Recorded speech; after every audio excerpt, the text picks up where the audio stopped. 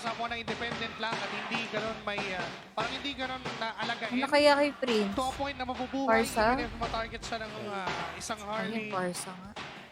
Oh! Ooh, interesting pickup. I mean, a choice here would be early game pressure sana kung Valir yung pipiliin natin, right? It stops the Harley from getting an easy snowball. But the Farsa, a hero we haven't seen in a while. What's the idea behind this? What do you think? Because they have an Obsidia. Again, this lineup is a first target comp. Basically, kapag tinamaan ng ultimate dito ni Benecutie, pwedeng... Dalawang ulti ng Farsa na makikita ni na Isabero, si... ay pwedeng nila pabagsakin. Nakabad naman Marcel. Hindi ko But napansin. this Ano, work for check wa. TNC kinda Pero baka. Kasi nag-back Gusto risk kung tutusin, knowing na ang dami pwede mag-dive against dito kay Super Friends. And also, nakaban. yung lambot niya sa early game, maaaring yun yung puhunanan ng TNC. I mean, sa puntong ito, they're still gonna be banking on those 3 fighter heroes. I'm talking about Onicph Philippines. Oh, and I see Onicph. Pagkapanalo nila. At Oh, makuha ang and unang I match win see in Onicph. Season 17. But the question is, going up against Super Family, what can they do? Pangalawang laro, sa first itong ban. si Zaida na hawak niya ang Harley.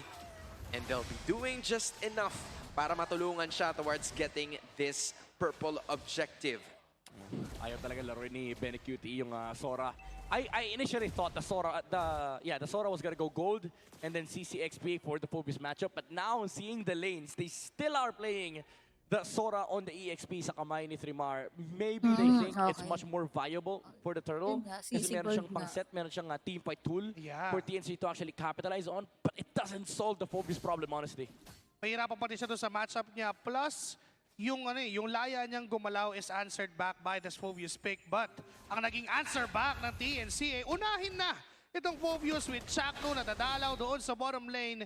Enough to give pressure dito kay Ryota. Again, that's what you would expect coming out of this backsha. Yung ikot niya dito sa mapa would be really fast. Not as, you know, ultra scaling gaya ng Marcel na nakita natin, but at least it gives them some room para makapag-dish out ng damage and of course tank some few hits para maka-dish out din yung kanyang mga kakampi. Yeah, they were actually hoping that this backshoot pick would pay off in the early game kasi pwede niyang i-gank yung Phobius. He's essentially the shutdown para kay Ryota, but because he played it safe, now the Phobius is still gonna exist in the turtle fight. Wala na rin yung deadly magic.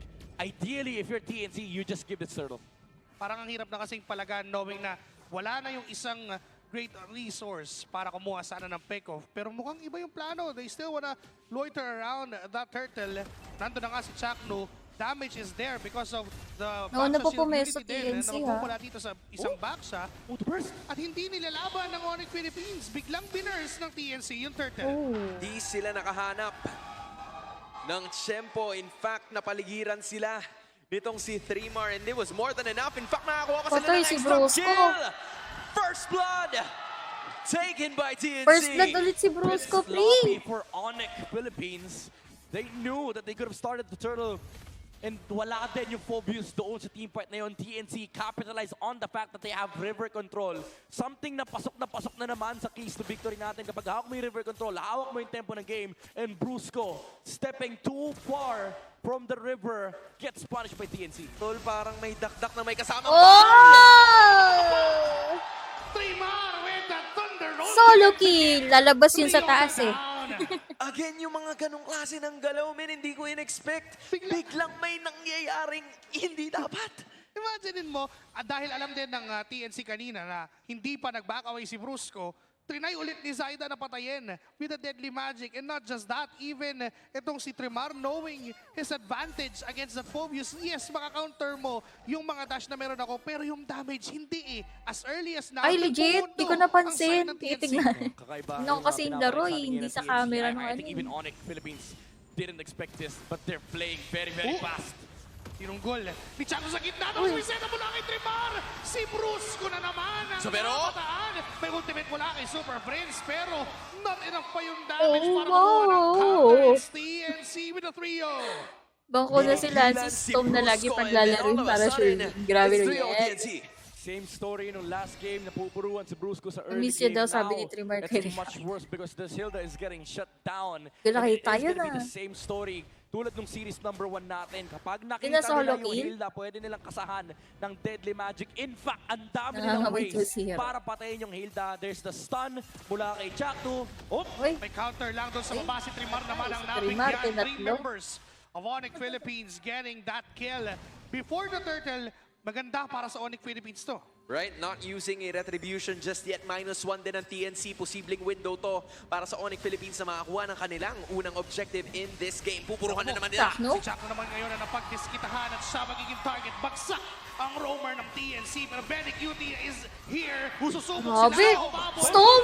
Storm! Ultimate na kinopya ng si Parbiel. Oh my God. Ay mapapatas. So flicker out. Ryota buhay pa rin. But no sir, hindi na. Si Zaida ang Turtle. kukuha. Plus Turtle na masesecure pa ng Phoenix Army. Trimar, pinatonder ultimate. Sinubukan habon si Super Freeze. Pero hindi na inubutan. And yung Turtle ay libre na namang Nawit nakuha siya ng ni Side. TNC. kakaiba talaga yung aggression na pinapakita ng TNC. Even though they lose to, they know that they're gonna win out the fight. Wala na yung ultimate ni Leomord and Stone finding that Phantom Steed, even forcing out a flicker mula sa Onicph Philippines. Di ba tumama yung ultimate ni Savero sa may top lane. And TNC, again, very big priority pagdating sa river control, and it is just giving them so much access in the map. Men, yung objectives have been taken by TNC. Dalawang Turtles, and then meron pa silang isang Torre. Nakakuha ang Onyx ng kanilang unang objective up top with Savero taking it down.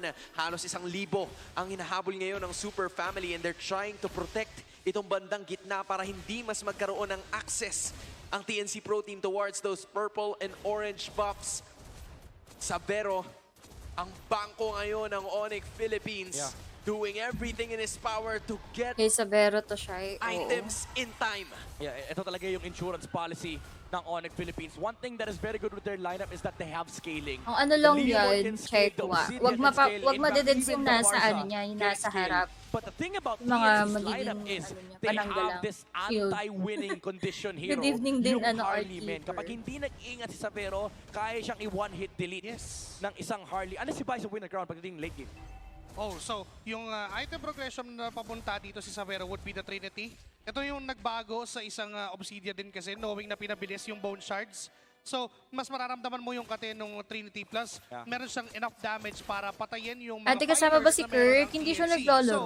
Nakaupo siya sa hihintahin pa likod. ng Onicph Philippines yung power spike na yun. Pa-DHS pa lang siya. Medyo necessity kasi yun eh, kasi ang daming ang fighter and may back shock pang iintindihin. with Maganda the fighter, niyan, right? So, balance Onicph yung Philippines, ano, it's no, not just the yung damage that they have to pagkaka-push build ng up. They have to build the Tama. anti-heal. They have to build Press the silang defense top against the end. Harley. There's a lot of things that they have to address before they can actually say na lamang sila. Sumilim si Brusco, nakita yung tatlo, pero di pala tatlo kasi 4-5 yung nandun. Even si Zaida ay manggagaling sa ibaba. Binabox outan lang ng TNC yung Turtle Pit. Nandyan si Ryota at si Brusco. Susubok na sumilip. Maganda flow sa Hahawakan taas. nila yung Turtle. Makikipagsayawan sa TNC. Well, this is another reset para doon sa Pagong. Brusco, Nakakunta aagawan ni tama Benny yung Cutie ganun. ng Ano ba River tao? Bush. Ano- Kalahati na naman ang buhay ng Anong Turtle. skill ba Dito yun mamaya yung ng ultimate ni Savero. Si Brusco ang tina-target. Wow! Mula kay Trimar.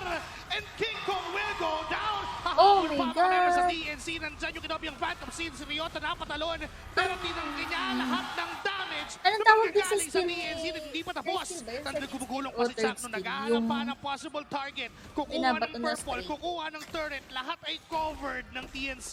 Ulti yun, di Pinadali ba? na naman ang Pagong. Pulasa ng Super Fam. TNC gets another. This is such a feast to watch.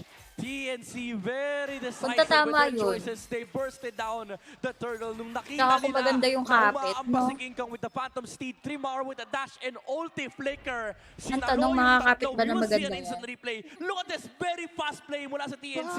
Heavily punishing Onicph Philippines.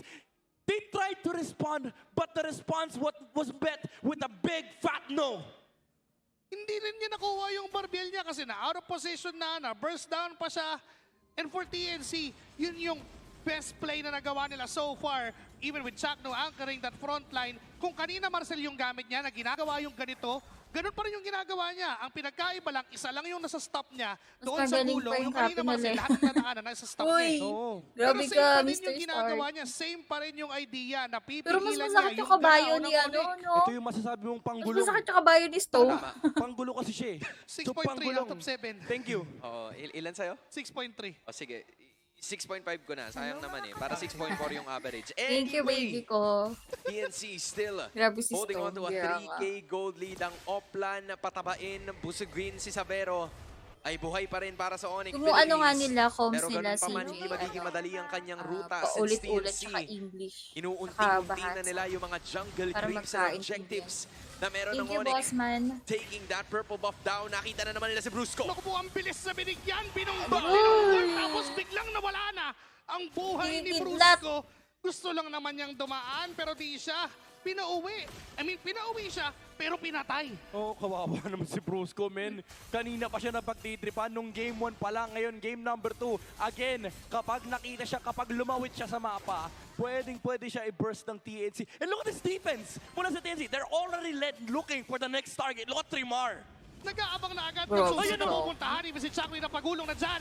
With Oh my goodness. that ultimate mula kay Trimar, may papuwersa yung flicker ni Super Mainit- Friends. init tong At si alam ng Trimar. TNC Mainit yun, talaga maaaring maglaro yan, umengage Nobita. muli mamaya. Pero Savero, ganda ng Gustong ginagawa gusto ko niya yung dito, ano kumukuha yung ng trade doon sa ipihan mga dati minions. nila ni Pinapush ano, niya at pinipressure yung ni- deadline. Dalawa ang kinailangan Ni lang ng Sanford, TNC para nung i-burst NXT down days. yung Lord. And then the rest, gaya na sinabi mo Midnight, naghahanap na lang sila ng Si target. Arbad. Ngayon, makakbang na ang Lord sa may bandang ibaba with almost a 5K gold lead. Chaknu's looking for the next target. Yeah, ang mahirap pa rito for Onicph Philippines when they picked up the parcel, they thought they could set the tempo, but because TNC got the tempo themselves, yung pressure ng feathered airstrike nasa kamay ng TNC. Pwede silang copy ni Storm, and madadagdagan pa dyan yung damage na Seriously, kailangan nila Saber. to actually utilize yung deadly magic na Onicph hawak yan sa dito mga pwedeng ni Zyda. Nandiyan na rin at papasok ang TNC. Storm. Pinok yung Phantom Steed. Sera mula kay Trimar. Nakatakas din naman doon si Brusco. Di pa niya man nagamit yung flicker niya, so maganda pa rin. Pero Sabero! tumama yung ultimate ni Sabero. Oh! Kaso nga lang may counter engage. Ayun, maganda nagawa ni Sabero doon. Magandang kapit yung ano niya. Zyda! Ang sakit! Ang sakit ng Sabero! Oh my God! Oh, pumlicker in! Sabero inabol ba ni? Oo, umiyak! Ang ganda ng kapit ng ano niya. Savior Savero has taken flight sa MPL Philippines sa no training arc. Lalaban ako dito. Gila performance at ni Sabero, maniac for the Obsidia. Isang magandang ultimate. Tumama First din sa target, wakas. He was able to land it on Stone, finally shutting down 1-0 on the side of TNC. Ano, And ano, after tumama, that, oh, ganda, everything oh. crumbled. Walang ultimate si Trimar. Zyda was Bigla, caught in a bigla, very no? awkward position, even though ang dami niyang dash. Yung hat-trick nasa maling pwesto, and Sabero finds him once again. Wala rin humawak sa kanya. Malago, Tol. ano pa naman Libreng yan. libre, lahat ng posisyon, lahat ng free hit. Grabe. Savero. Anong skin Nandun na maganda yung doon? insurance policy, nakuha na. Skin Tol, agad yung bukas ang inisip bangko ng eh. biyernes ng gabi. For some reason, Nag-withdraw yung nagbunga na. Nakapag-withdraw ng halos 10K.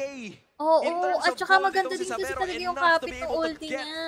the tides to turn slowly into their favor. Hahanap na naman. Uy, si ano, Ang Sabero. TNC, hindi nila hahayaan na Chill na basta-basta lang dumaan ang kalamangan. Si Sabero naman ang kanya nakita. Pinuntahan niya doon at hindi niya sinubukan pa alisin. Naiipin na si Chakno. Nandiyan ang mga members ng TNC. Trimar. Ultimate. Sabero? Sa kay Sabero. Oh! At tutumba. Kapalit na rin ang buhay ni Trimar. And even Brusco'y wala na rin pala. Ngayon tumutuloy ang TNC. Zyda! GG's. Super Breeze and it is the wipeout. Tingin yun sa mid. Nag-media ka kanina. Ako naman ngayon. Ano ba kasi Inaasar sinasabi mong bukas ang bago? Sinabi nga ni Stove, sarado! Returning the fever, it's CNC bleeding out Onicph Philippines, getting the sweep out of the Super Fam. Revenge Iwan Sabero. PNC thinks not.